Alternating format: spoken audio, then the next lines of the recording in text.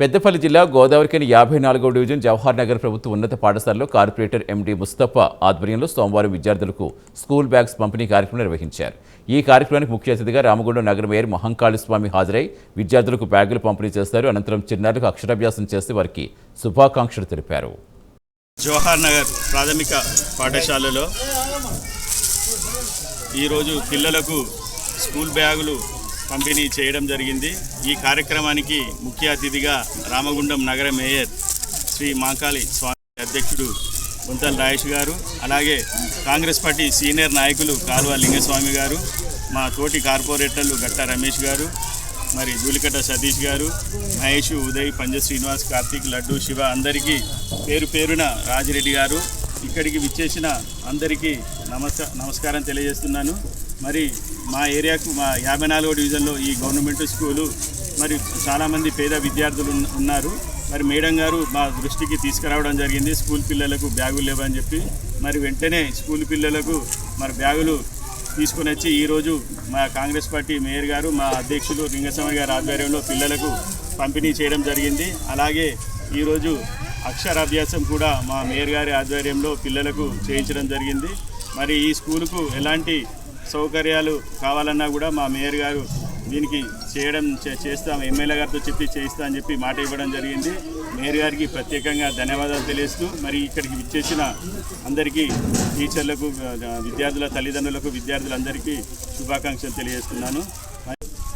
నేటి బాలలే రేపటి పౌరులుగా తీర్చిదిద్దాలనే సంకల్పంతో తెలంగాణ ప్రభుత్వం ప్రతిష్టాత్మకంగా ముందుకు వెళ్తున్న తరుణంలో సోదరుడు 54వ డివిజన్ కార్పొరేటర్ ముస్తాఫా గారు ఈరోజు ఈ ప్రభుత్వ పాఠశాలలో అక్షరాభ్యాస కార్యక్రమం ఏర్పాటు చేయడం జరిగింది. అలాగే ప్రతి ప్రభుత్వ పాఠశాల అనగానే కేవలం పేదలు మాత్రమే ఎక్కువగా వస్తారనే ఆలోచన కూడా జరుగుతూ ఉన్నది. దానిలో భాగంగా ఈరోజు ఈ డివిజన్లో సోదరుడు ముస్తాఫా గారి ఆధ్వర్యంలో అక్షరాభ్యాస కార్యక్రమం పూర్తి చేసిన అనంతరం పేద పిల్లలందరికీ స్కూళ్లకు సంబంధించిన బ్యాగ్స్ ఇవ్వాలనే ఒక గొప్ప సంకల్పంతో వారు తీసుకున్న కార్యక్రమం ఏదైతే ఉందో అది విద్యార్థులకు ఒక అభినందనీయమైన కార్యక్రమం అంతా వారిని ముస్తాఫా గారిని ప్రత్యేకంగా అభినందిస్తూ ఉన్నాను. అలాగే ఈ స్కూల్కు సంబంధించిన టీచర్స్ దాదాపుగా 4 ఉన్నారు. ప్రభుత్వ పాఠశాల అనగానే చాలామంది అయ్యో గవర్నమెంట్ స్కూల్ అక్కడ పిల్లలకు చదివించాలనే ఒక నెగిటివ్ ఆలోచనతోటి ముందుకెళ్తూ ఉన్నారు. చాలామందికి తెలియజేస్తూ ఉన్నాం, ఈరోజు పేద పిల్లలు కాదు ఇక్కడ చదువుకున్న వాళ్ళు, చదువుకోవాలనే ఆలోచన, గొప్పగా ముందుకెళ్లాలనే సంస్కారం, ప్రభుత్వ పాఠశాలల్లో మాత్రమే క్వాలిఫైడ్ టీచర్స్ ఉంటారనేది ప్రతి ఒక్కరు కూడా గమనించవలసిందిగా కోరుతూ ఉన్నాం. ఎందుకంటే ప్రైవేటు స్కూళ్ళల్లో 5th స్టాండర్డ్ 6th స్టాండర్డ్ వరకు కూడా ఒక 10th క్లాసు చదువుకున్న వాళ్ళతోటి పిల్లలకు చదువు చెప్పిస్తారు. ఎందుకంటే వాళ్ళకు హయ్యెస్ట్ శాలరీస్ ఇవ్వలేకపోతారు. 50,000 60,000 శాలరీస్ ఇవ్వలేరు.